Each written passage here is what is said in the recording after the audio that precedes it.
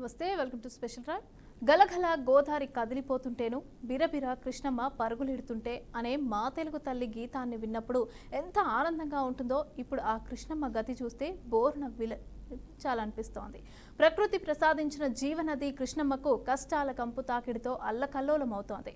పరవళ్లు తొక్కే కృష్ణమ్మ ఇవాళ అందవిహీనంగా మారింది. ఎంతో ఆనందాన్నిచ్చే కృష్ణమ్మ అలల చప్పుడు నేడు కాలుష్య కోరల్లో చిక్కుకొని బందీ అయ్యింది. తనను ఈ కంపు కాలుష్య కోరల్లో నుంచి విడిపించే వారెవ్వరూ లేరా అంటూ కుమిలి కుమిలి ఏడుస్తోంది. న్యాయాధికారి మూగ అయితే అన్యాయం అరుస్తుందన్నట్లు పట్టించుకోవాల్సిన అధికారులు సైతం మూగపోయారు. పవిత్రత మాట చెప్పే నది మురికిగా మారితే ఊరు ఎలా గాలి పీలుస్తుంది? అది మరిచి మనుషులు మానవ పాంబుల కంటే దారుణంగా మారిపోతున్నారని కృష్ణమ్మ నేడు కన్నీరు మున్నీరవుతోంది.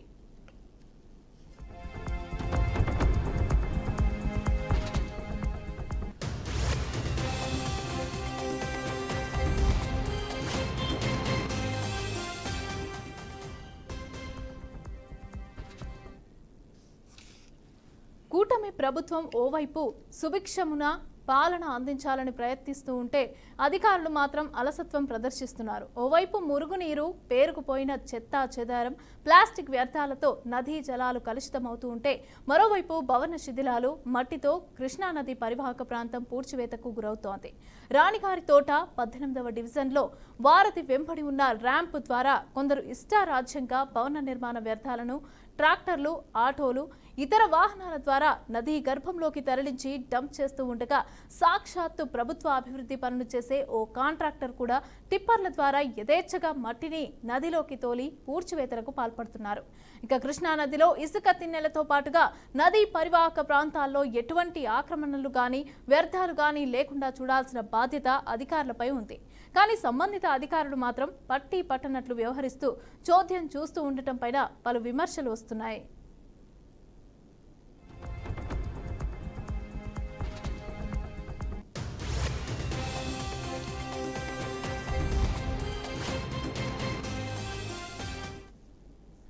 కాలువలు, చెరువుల్లో పూడిక తీయాలని ప్రభుత్వాలు ప్రణాళికలు రూపొందిస్తూ ఉంటే ఇక్కడ అధికారులు మాత్రం కృష్ణానదిని వ్యర్థాలతో నింపి పూడ్చే దిశగా ప్రయత్నం చేస్తూ ఉండటం విశేషం. కృష్ణానదిపైన పర్యవేక్షణ లోపించడం వల్లే పూడ్చివేతకు గురవుతోందని స్థానికులు ఆందోళన చెందుతున్నారు. నదీ పరివాహక ప్రాంతంలో నదీ గర్భంలో ఎలాంటి చెత్తా చెదారం, భవన శిథిలాలను వేయరాదని నిబంధనలు ఉన్నప్పటికీ కొందరు వాటిని అతిక్రమించి రెయిన్బవళ్లు తేడా లేకుండా ట్రాక్టర్లు, ఆటోల ద్వారా నదిలో డంప్ చేస్తూ కృష్ణానదిని డంపింగ్ యార్డుగా మార్చేశారు. ఇదిలా ఉంటే ఇక ఇటీవల రాణిగారి తోట 18వ డివిజన్ సిమెంట్ గోడౌన్స్లో ఓ కాంట్రాక్టర్ నూతనంగా వాటర్ ట్యాంక్ నిర్మాణం చేపట్టారు. తానేం తక్కువ కాదన్నట్లుగా నిర్మాణ పనుల్లో భాగంగా తవ్వగా వచ్చిన మట్టిని టిప్పర్ల ద్వారా నదీ గర్భంలోకి తరలించి వారధి పక్కన రిటైనింగ్ వాల్ వెంబడి డంప్ చేశారు. ఇక ఇంత జరుగుతున్నా కూడా సంబంధిత అధికారులు ఎందుకు చోద్యం చూస్తున్నారో అర్థం కాని పరిస్థితి నెలకొంది.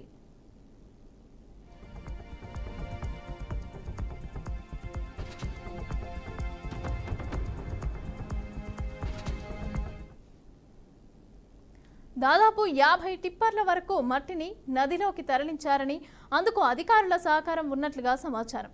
కృష్ణానది పూడ్చివేతకు పాల్పడటం ఎంతవరకు సమంజసమని పర్యావరణ ప్రేమికులు కూడా ప్రశ్నిస్తున్నారు. ఇలా చేయటం వల్ల నదిలో వ్యర్థాలు పేరుకుపోయి రాబోయే రోజుల్లో నదీ జలాలు అడుగంటి ఇబ్బందులు తలెత్తే పరిస్థితి ఏర్పడుతుందని, ఇక ఇప్పటికైనా అధికారులు స్పందించి నదీ గర్భ పరిశుభ్రతకు చర్యలు చేపట్టాలని కోరుతున్నారు. అయితే నదీ గర్భంలో వ్యర్థాలు వేయరాదని నిబంధనలు ఉన్నా కూడా కాంట్రాక్టర్ ఎవరి అండ చూసుకొని టన్నుల కొద్దీ మట్టిని నదిలోకి తరలించాడో చెప్పాలని కూడా పర్యావరణ ప్రేమికులు డిమాండ్ చేస్తున్నారు. ఇక కాంట్రాక్టర్తోనే నదిలో నుంచి మట్టిని తొలగించేందుకు చర్యలు చేపట్టి పర్యావరణాన్ని పరిరక్షించాలని, నదులను సంరక్షించే బాధ్యతను కూడా అధికారులు సక్రమంగా నిర్వర్తించాలని కోరుతున్నారు.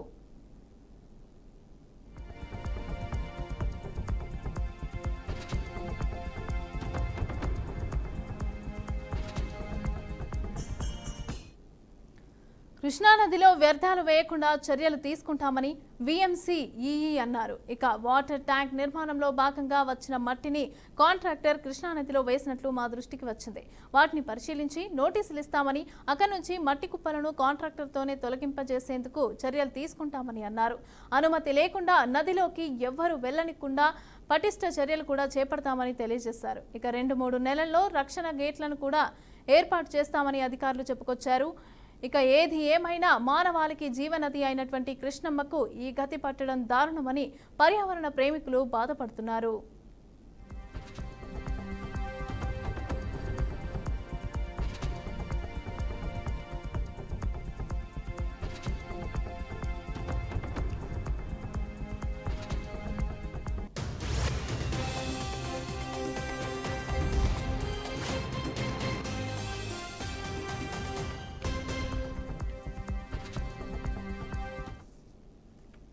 ఇక కృష్ణమ్మ గతి చూస్తే బోర్ను విలపించాలనిపిస్తోంది. ఇక ప్రకృతి ప్రసాదించిన జీవనది కృష్ణమ్మకైతే కష్టాల కంపు తాకిడితో అల్లకల్లోలం అవుతోంది. అయితే పరవళ్ళు తొక్కే కృష్ణమ్మ ఇవాళ అందవిహీనంగా మారింది. ఎంతో ఆనందాన్నిచ్చే కృష్ణమ్మ అలల చప్పుడు ఇప్పుడు నేడు కాలుష్య కోరల్లో అయితే చిక్కుకొని పోయింది. ఇక తనను కంపు కాలుష్య కోరల్లో నుంచి విడిపించేవారు ఎవరు లేరా అంటూ కూడా ఏడుస్తున్న దుస్థితి ఉంది అంటూ కూడా పర్యావరణ ప్రేమికులు మాట్లాడుతున్నారు. అయితే దీనికి సంబంధించి మనతో పాటు ఈరోజు డిస్కస్ చేయడానికి అనలిస్ట్ మస్తాన్ రావు గారు మనతో పాటు ఉన్నారు. నమస్తే అండి. నమస్తే. నమస్తే. సో ఏ విధంగా చూడాలి ఈ అంటే అక్కడ కాపాడాల్సిన అధికారులే ఈ రకంగా కాంట్రాక్టర్లే ఈ రకంగా మట్టి పోయడము పూడిక తీసి అందులో మొత్తం నింపడం ఏ విధంగా చూడాలి? అక్కడ అధికారులు ఎవరు లేరా, పట్టించుకోవడం లేదా? మరి దీనికి సంబంధించి పర్యావరణ ప్రేమికులు కూడా రియాక్ట్ అవుతున్నారు. గుడ్ ఈవినింగ్ అండి. మీరు చాలా మంచి సబ్జెక్ట్ ఎన్నుకున్నారు. ఎందుకంటే కృష్ణా నది గత కొన్ని సంవత్సరాలుగా కాలుష్యం బారిన పడతా ఉంది. నిజానికి ఏంటంటే ఒక నదీ తీరంలో ఒక నగరం ఉంటే చాలా ఆహ్లాదకరంగా ఉండాలి. సాయంత్రం వేళ ఆ నగరవాసులందరూ కూడా ఏదైతే నదీ తీరంలో ఉన్న ఘాట్స్ వద్ద కానీ లేదంటే ఆ ఒడ్డున ఉండే ఆ చెట్ల నీడను కానీ అట్లా కూర్చొని సాయంత్రం వ్యవహారాలకు వెళ్తూ ఉంటారు. దానికి సంబంధించి పిల్లలకు కూడా చాలా మంచి ఆక్సిజన్ లెవెల్స్ వస్తాయి అనేది అనుకుంటా ఉంటారు. ఇక్కడే కాదు, మనం విదేశాల్లో ఎక్కడ చూసినా కూడా నదీ తీర నగరాలు ఏదైతే ఉంటాయో అవన్నీ కూడా మంచి కాలుష్యరహితమైన వాతావరణంతో మంచి ఆక్సిజన్ లెవెల్స్తో అదేవిధంగా ఒక మంచి బ్యూటీగా కూడా ఉంది. నగరం పక్కనే నది ఉందంటే ఎందుకంటే నదిని బట్టి ఆ నగరం అనేది నిర్మితమైంది. మనం చాలా ప్రాంతాల్లో ఆ విధంగా చూసిన పరిస్థితి. మనం ఇక్కడ విజయవాడ అంటే ఇప్పుడు రాజధాని నగరంగా చెప్తా ఉన్నారు. అంటే ఇటువైపు అమరావతి ఏదైతే ఉందో రాజధానిగా చూస్తున్నారో అటువైపు ఆల్రెడీ అభివృద్ధి చెందిన నగరంగా దాదాపు 8 నుంచి 10 లక్షల మంది జనాభాతో కూడా ఉన్నారు. చుట్టూతా అనేక మున్సిపాలిటీలు కూడా ఉన్నాయి. సో వీటన్నిటికీ కూడా తాగునీరు కానీ లేదంటే రైతులకు సంబంధించిన సాగునీరు కానీ అందిస్తూ ఉంటుంది. సో అలాంటి కృష్ణా నదికి సంబంధించి ఈ విధమైన ఇప్పుడు ఏదైతే కాంట్రాక్ట్ అనే కాదు, నా దగ్గర చాలా వివరాలు ఉన్నాయి, నేను చెప్తాను, మీతో షేర్ చేసుకుంటాను. యాక్చువల్గా ఏంటంటే విజయవాడలో కృష్ణా నది మీద ఆధారపడి 3 ప్రధానమైన కెనాల్స్ ఉంటాయి. అదేంటంటే బందరు కెనాల్ అవుతుంది, రైవస్ కెనాల్ అవుతుంది, ఏలూరు కెనాల్ అవుతుంది. ఇవి చూస్తే బందర్ కెనాల్ వచ్చేసి 78 కిలోమీటర్ల పొడవు ఉంటుంది. అదంతా కూడా కృష్ణానది మీదే వెళ్తా ఉంటుంది. అదేవిధంగా ఏలూరు కెనాల్ వచ్చేసి 63 కిలోమీటర్లు దాకా ప్రవహిస్తూ ఉంటుంది. అదేవిధంగా రైవస్ కెనాల్ ఇది దాదాపు 1,75,000 ఎకరాలకు సంబంధించిన పంట కాలువగా కూడా ప్రసిద్ధి చెందింది. సో ఈ 3 కాలువలు విజయవాడ నగరం ఒడ్డు నుంచి నదీ తీరంలో ఇటు పక్కన ప్రకాశం బ్యారేజ్ దగ్గర ఉండేదేమో అటు బే ఆఫ్ బెంగాల్ దాకా వెళ్తుంటే అది ఒక 90 కిలోమీటర్లు. అది అంశల్ దీవి దగ్గర బంగాళాఖాతంలో వస్తుంది. సో ఈ ఇటువైపు నగరంలో ఉన్న కాలువలేమో ఇందాక నేను చెప్పినవి కూడా. సో ఈ 3 కాలువలు ఉండటం ద్వారా ఇది విజయవాడని వెనీస్ నగరంగా కూడా అనుకుంటా ఉంటారు నానుడు. అంటే వెనీస్ నగరం ఏదైతే నీళ్ళల్లో కట్టుకుంటారో అట్లా అంత నీళ్ళలో కట్టకపోయినా కూడా అంటే మస్తాన్ రావు గారు ఇక్కడ ఇంత జరుగుతున్నా కూడా అధికారులు పట్టించుకోకుండా వాళ్ళే అసలు మాకు సంబంధం లేదన్నట్టుగా వాళ్ళు చూస్తూ ఉన్నారు. అదేవిధంగా ఇక్కడ చూసుకుంటే పర్యావరణ ప్రేమికులు మాత్రమే వాళ్ళు మాట్లాడడం తప్ప ఇంకేమి చేయలేని సిచ్యువేషన్ అక్కడ నెలకొన్నట్టుగా తెలుస్తోంది. అంటే వాళ్ళు మాట్లాడేదాన్ని బట్టి ఇప్పుడు మనం చూసేదాన్ని బట్టి మరి ఎలాంటి చర్యలు దీనికి నిబంధనలు ఏం లేవా ఈ రకంగా చేయకూడదు ఏంటి అనేసి? ఖచ్చితంగా నిబంధనలు ఉన్నాయండి. ఎందుకంటే పొల్యూషన్ బోర్డు అధికారులు ఇక్కడ ఏం చేస్తున్నారు, అంత పెద్ద ఎత్తున ఆ విధంగా బయట మట్టిని తీసుకొచ్చి ఆ విధంగా వేస్తా ఉంటే మీరు విజువల్స్ లో చూపిస్తా ఉన్నారు. అది ఎంత మురిగ్గా ఉందో చూడండి అక్కడ. ఎందుకంటే అవి కొన్ని ఆ ప్రాంతం నుంచి కూడా తాగునీరుకి కూడా ఉపయోగించే విధంగా అటువైపు నుంచి వెళ్తా ఉంటాయి. సో అదేవిధంగా కొంతమంది స్నానాలు చేయడానికి వస్తా ఉంటారు. అవన్నీ కూడా అంత కాలుష్యంగా అయిపోతే ఆ ప్రాంతంలో ఉన్న ప్రజలకి ఏదైనా రావచ్చు, డయేరియా రావచ్చు, ఇంకా వేరే అంశాలకు కూడా అంటే మనం బ్యూటీగా చూడకుండా తాగునీరుకి సంబంధించి కూడా అంశాలను కూడా ఇప్పుడు ప్రస్తావించాల్సిన అంశం ఉంది. ఉమ్, మరోవైపు ఏంటంటే అసలు నదీ పరివాహక ప్రాంతాలు ఏదైతే ఉన్నాయో చాలా పరిశుభ్రంగా ఉంచాల్సిన అవసరం ఉంది. నిజానికి కేంద్ర ప్రభుత్వం కూడా ఆ, ఒక కొద్ది సంవత్సరాల క్రితం ఒక ప్రశ్న వేశారు. ఎవరు మన కృష్ణదేవరాయలు గారు ఈ ప్రాంతానికి సంబంధించిన ఎంపీగా ఉండి అడిగితే కృష్ణానదికి సంబంధించి ఒక కాలుష్యం బారిన చిక్కుకున్న నదిగా కూడా కృష్ణానదిని కూడా పేర్కొన్నారు. సో అప్పటి నుంచి ఈ కృష్ణానది కాలుష్యం బారిన పడకుండా ఉండాల్సిన చర్యలు తీసుకోవాల్సిన వాళ్ళు ఈ విధంగా కాంట్రాక్ట్ వచ్చేసేసి అక్కడ 50 ట్రాక్టర్లో లేదా ట్రక్కులో మట్టి ఆ విధంగా పోస్తా ఉంటే ఒక పక్కన రాజధాని నగరం సెక్రటరియట్ ఉంటుంది, ఇక్కడ హైకోర్టుకు సంబంధించిన జడ్జిలు ఉంటారు, ఇక్కడ వీళ్ళందరూ కూడా ప్రధానమైన ఐఏఎస్ అధికారులు కూడా చాలా మంది ఉంటారు. వాళ్ళందరూ ఉండంగా కూడా ఈ విధమైన వైలేషన్స్ ఆ కృష్ణానదిని ఆ విధంగా కాలుష్యం బారిన పడేస్తా ఉంటే వాళ్ళందరూ ఏం చేస్తున్నారు అనేది కూడా ఇక్కడ విజయవాడ వాసులందరూ కూడా ప్రశ్నిస్తున్నారు. ఎందుకంటే వాళ్ళు ఆ పక్కనే ఇప్పుడు ఒక పార్క్ లాగా ఆ గోడ వెంబడి ఏదైతే రక్షణ గోడ నిర్మించారో ఆ రక్షణ గోడ వెంబడి పార్క్ లాగా పెడతామంటే గేదెల్ని పంపుతున్నారు, పందులు కనిపిస్తా ఉన్నాయి. ఇంకా ఇవన్నీ చేస్తా ఉంటే కోట్లాది రూపాయలు 100 కోట్లు పెట్టి ఆ విధంగా రక్షణ గోడ నిర్మించింది ఎందుకు? లేదంటే ఈ కాంట్రాక్టర్లకి ఒక ప్రత్యామ్నాయ స్థలంగా డంపింగ్ యార్డ్ లాగా మారిపోవడానికి ఎందుకు అవకాశం ఇస్తున్నారు? విజయవాడ నగరపాలక సంస్థ అధికారులు ఏం చేస్తున్నారు? పొల్యూషన్ కంట్రోల్ బోర్డు అధికారులు ఏం చేస్తున్నారు అనేది ఇక్కడ అందరూ కూడా ప్రశ్నిస్తా ఉన్నారు. yes. ఎందుకు ఆ కళ్ళ ముందు ఆ విధంగా కనిపిస్తా ఉన్నా కూడా ఎందుకు వాళ్ళు యాక్షన్ తీసుకోలేకపోతున్నారు? దీని వెనకాల ఏంటి? అధికార పార్టీ వాళ్ళు ఉన్నారా, లేదా అతను ఇన్ఫ్లుయెన్స్ చేస్తున్నాడా, దేనికి అనేది ఇప్పుడు వాళ్ళ మీద బాధ్యత ఉంది. ఇప్పుడు నగర ప్రజలందరూ కూడా ఇట్లాంటి కాలుష్యం బారిన పడిన వాటర్లో మేము ఆ చుట్టుపక్కల అంటే ఎలా చెప్తున్నారు ఉండాల్సి కదా, వస్తుంది ఏ అనేది కూడా కాంట్రాక్టర్ అయితే వాళ్ళు అక్కడ ఆ మట్టిని తీసుకెళ్ళి అక్కడ కుప్పలుగా పోసారో వాళ్ళతోనే మేము క్లీన్ చేయించుతాము, మొత్తం పూడిక తీయించుతాము, వేసిన మట్టి అంతా కూడా బయటికి తీయించుతాము అని చెప్పి చెప్తున్న పరిస్థితి కూడా ఉంది. మరి ఇది జరుగుతుందంటారా? ఖచ్చితంగా జరగకపోతే అతని మీద ఆ కాంట్రాక్ట్ ఎవరైతే ఉన్నారో ఆ వైలేట్ చేశారో అతని మీద యాక్షన్ తీసుకోవాల్సిన అవసరం ఖచ్చితంగా ఉంది. ఈ పాటికే వాళ్ళు రంగంలో దిగాలి. ఎంత కళ్ళెదురుగా కనిపిస్తున్నా కూడా ఇది ఎక్కడో ఎంక్వైరీ చేయటాలు ఎన్ని కాదు, అక్కడ ఎదురుగా అసలు అట్లాంటి డంపింగ్ ఇక్కడ ఎందుకు చేయాల్సి వచ్చింది, దానికి అనుమతులు ఇచ్చారా ఏంటి, లేకపోతే దాని వెనకాల అధికారుల వైపున ఎవరెవరు ఉన్నారు, ఆ అధికారులకు సంబంధించిన శానిటేషన్ అధికారులు ఎవరు, అక్కడ కృష్ణా నదికి సంబంధించిన ఇరిగేషన్ వాళ్ళు కూడా చూడాల్సి ఉంది. ఎందుకంటే నదిలో డంప్ చేస్తా ఉంటే ఇరిగేషన్ కూడా రెస్పాన్సిబిలిటీ తీసుకోవాల్సిన అవసరం ఉంది. ఒక పక్కన కార్పొరేషన్ అధికారులు ఇరిగేషన్ అధికారుల సమన్వయంతో ఆ కృష్ణా నది కాలుష్యం బారిన పడకుండా చూడాల్సిన బాధ్యత ఉంది. ఎందుకంటే ఈ కృష్ణా నదికి సంబంధించిన ఏంటంటే విజయవాడ నగరం నుంచి మురుగు కాలువలు దాదాపు 71 కాలువలు మురుగు కాలువలు వస్తా ఉన్నాయి. దానిలో నుంచి కూడా కొంత పొల్యూషన్ దీనిలోకి వచ్చేస్తా ఉంది. ఆ మురుగు నీరంతా కూడా కృష్ణానదిలోకి రావటం వల్ల, ఎందుకంటే 7 మాత్రమే మన డ్రైనేజీ వాటర్ కి సంబంధించిన ట్రీట్మెంట్ ప్లాంట్లు ఉన్నాయి. మిగతా చాలా పెద్ద సంఖ్యలో మురుగునీరు తయారవుతుంది రోజు కూడా. ఎందుకంటే దాదాపు 8 లక్షల నుంచి 10 లక్షల జనాభా అంటే దానికి సంబంధించిన చెత్త కూడా చాలా మంది ఎక్కడెక్కడ కృష్ణానదిలో పడేస్తా ఉన్నారు. దానికి సంబంధించిన కూడా వాళ్ళు యాక్షన్ తీసుకోవాలి. కొంతమంది మందు బాబులు ఉన్నారు, వాళ్ళందరూ కూడా మందులు కొట్టేసేసి ఆ బాటిల్స్ అన్ని కూడా అక్కడే పడేస్తున్నారు. మరో విధంగా ఈ క్యారీ బ్యాగ్స్ ఏదైతే ఉన్నాయో ఆ క్యారీ బ్యాగ్స్ కూడా ఇప్పుడు నేను చెప్పిన ఇందాక 3 కృష్ణానదికి సంబంధించిన కాలువలు ప్రవహిస్తున్నాయి, అవి వాటిలో పడేస్తున్నారు, ఈ కృష్ణానదిలో పడేస్తున్నారు. వీటికి సంబంధించి ప్రత్యేకంగా ఏదైతే ఇట్లాంటి కాలుష్యం వస్తా ఉందో అటు బాటిల్స్ కానీ లేదా ప్లాస్టిక్ కానీ లేదంటే ఇట్లాంటి మురికాల నుంచి వచ్చే నీరు కానీ లేకపోతే ఇట్లాంటి కాంట్రాక్టర్లు ఎక్కడి నుంచి తీసుకొచ్చి ఇక్కడ డంప్ చేస్తుంటే కానీ వాటికి సంబంధించిన ప్రత్యేక అధికారులు ఇక్కడ పనిచేయాల్సిన అవసరం ఉంది. అక్కడ దగ్గరగా ఉండే వాళ్ళు ఎవరు లేరా? అక్కడ ప్రశ్నించడం లేదా ఎవరు కూడా? స్థానికులు కానీ అక్కడ పనిచేసే వాళ్ళు కానీ అధికారులు కానీ? ఖచ్చితంగా దీని మీద ఇప్పటికే యాక్చువల్గా ఏంటంటే సిపిఎం అధికారులు కానీ లేదా సిపిఎం కి సంబంధించిన నాయకులు కానీ వీళ్ళు చాలా యాక్టివ్ గా ఉంటారు. విజయవాడలో చాలా పోరాటాలు చేస్తూ ఉంటారు ఇట్లాంటి విషయాల మీద. ఎందుకంటే ఒక పక్కన విజయవాడలో 4,000 మంది శానిటేషన్ వర్కర్లు కూడా పనిచేస్తూ ఉంటారు. సో అంతమంది పనిచేస్తా వాళ్ళకి 100 కోట్ల రూపాయలు జీతాలు ఇస్తా ఇట్లాంటి డంపింగ్ ఈ విధంగా జరుగుతూ ఉంటే వాళ్ళు ఏం చేస్తున్నారు అనేది ఇప్పుడు ప్రశ్న. వాళ్ళు ఆల్రెడీ చాలా సార్లు ఇట్లాంటివి జరుగుతున్నాయని కంప్లైంట్లు చేసిన పరిస్థితి కూడా ఉంది. ఆ కంప్లైంట్లకి అతిగతి కూడా లేదు. ఎందుకంటే ఇప్పుడు మేయర్ గా ఉన్న వాళ్ళు కూడా దీనిలో కాన్సన్ట్రేట్ చేయాల్సిన అవసరం ఉంది.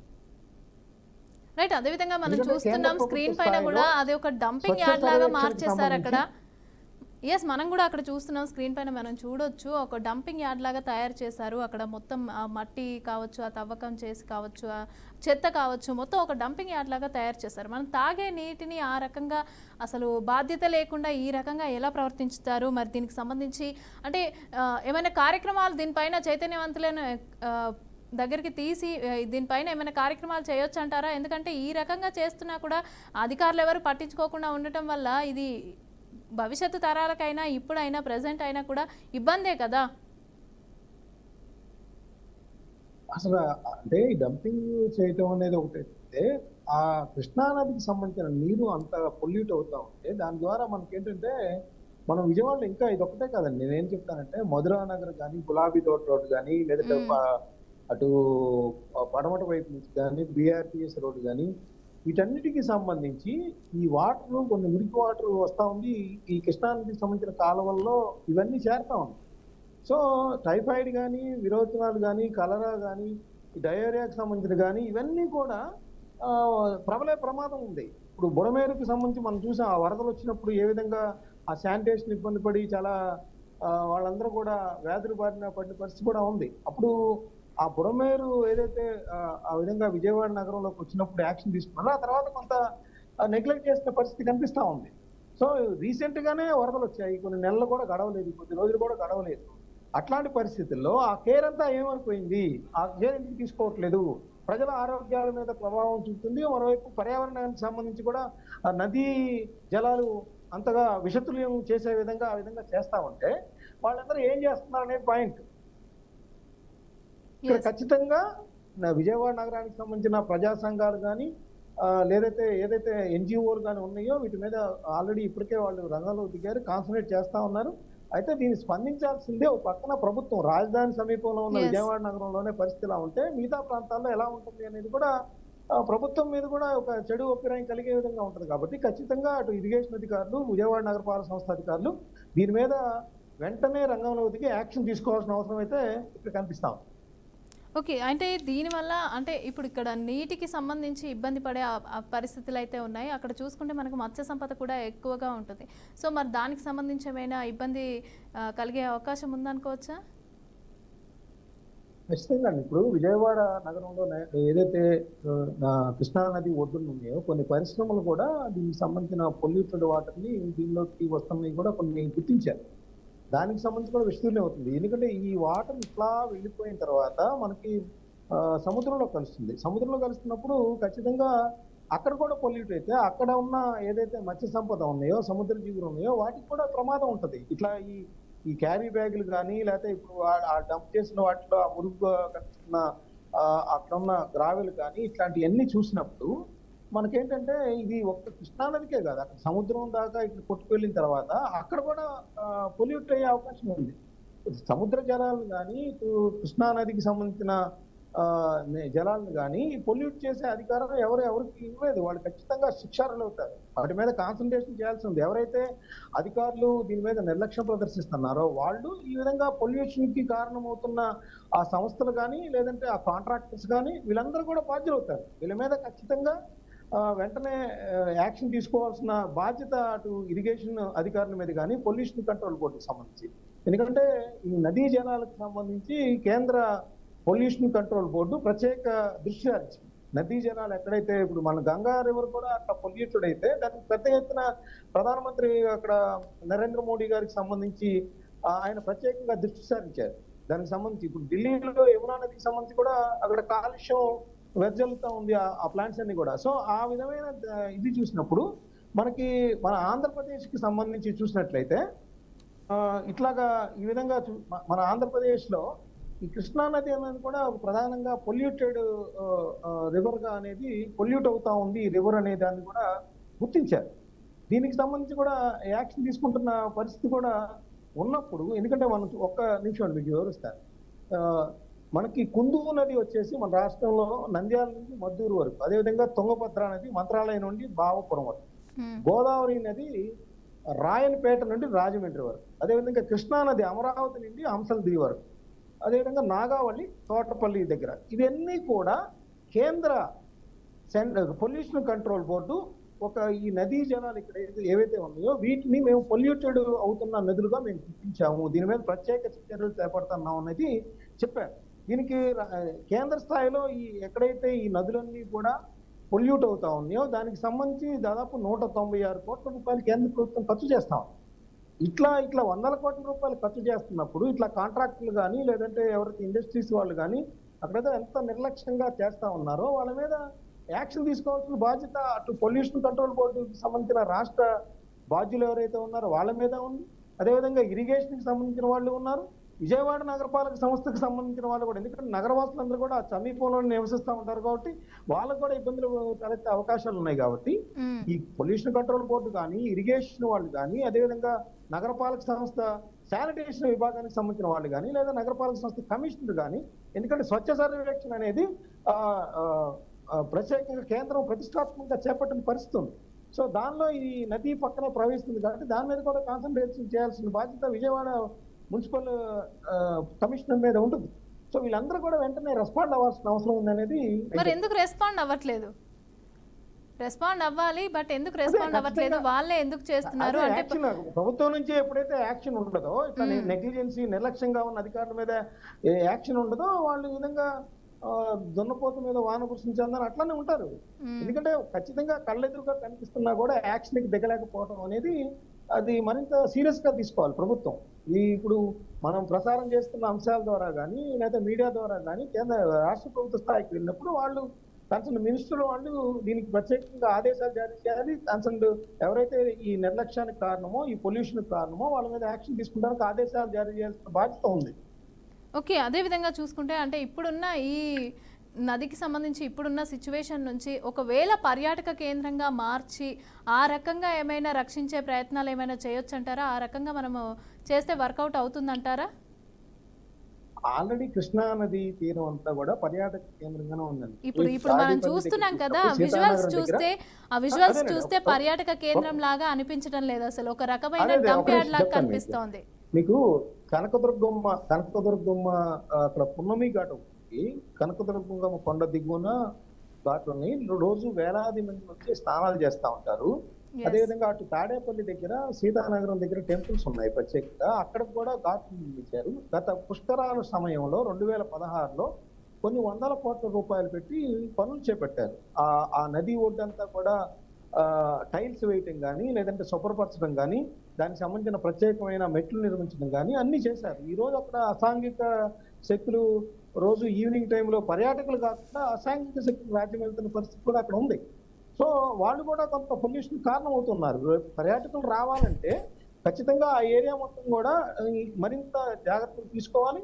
అదేవిధంగా ఎవరైతే ఇప్పుడు కృష్ణానదిలో స్నానం చేసి అమ్మవారి దర్శనానికి వెళ్తా ఉంటారు, సో వాళ్ళందరూ కూడా స్నానం చేసే వాటర్ కూడా చాలా పరిశుభ్రంగా ఉంచాల్సిన అవసరం ఉంది. సో ఇట్లా పొల్యూట్ అవుతూ ఉంటే వాళ్ళు రేపు భక్తులు రాక కూడా తగ్గిపోయే అవకాశాలు ఉంటాయి.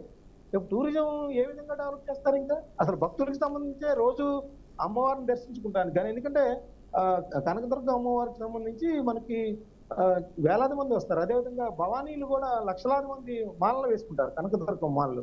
సో వాళ్ళందరూ కూడా అక్కడే మాలల్ని విసర్జిస్తారు అది అయిపోయిన తర్వాత, వాళ్ళ దీక్ష అయిపోయిన తర్వాత. సో ఇవన్నీ కూడా ఆ నదీ పరివాహక ప్రాంతంలో ఉన్నప్పుడు, ఆ నదీ ఒడ్డున ఉన్నప్పుడు ఇలా ఎలా నెగ్లెక్ట్ చేస్తారనేది ఒక ప్రశ్న ఉదయిస్తుంది. రేపు పర్యాటకులు కూడా ప్రమాదంలో పడే అవకాశాలు ఉన్నాయి. ఎందుకంటే అక్కడ భవానీ ఐలాండ్ ఉంది, దానికి కూడా అది పర్యాటక ప్రాంతం, అక్కడ కూడా వేలాది మంది వస్తూ ఉంటారు. ఇటు పక్కన కృష్ణా నదికి సంబంధించి కనకదుర్గం, అక్కడ పక్కన ఉండవల్లి గుహలు ఉన్నాయి. ఇవన్నీ కూడా పర్యాటక ప్రాంతాలు చుట్టూగా ఉన్నాయి. అక్కడ పవిత్ర సంగమం, అక్కడికి గోదావరి కృష్ణా నదిని కలిసే చోట కూడా అక్కడ పవిత్ర సంగమంగా హారతులు కూడా చేపట్టిన పరిస్థితి ఉంది. ఇన్ని పర్యాటక ప్రాంతాలు ఇక్కడ ఉన్నప్పుడు ఈ విధమైన పొల్యూషన్ జరుగుతున్నా కూడా, పొల్యూట్ అవుతున్నా కూడా కృష్ణా నది జలాలు ఎందుకు నిర్లక్ష్యం ప్రదర్శిస్తున్నారు? ఖచ్చితంగా వాళ్ళ మీద యాక్షన్ తీసుకోవాలి. ఆ పర్యాటకులు పెరిగేలాగా మరిన్ని జాగ్రత్తలు కూడా రాష్ట్ర ప్రభుత్వం చేపట్టాల్సిన అవసరం ఉందనేది నేను చెప్తాను. ఎస్, ఎగ్జాక్ట్లీ జరగాలని కోరుకుంటున్నాం మేము కూడా.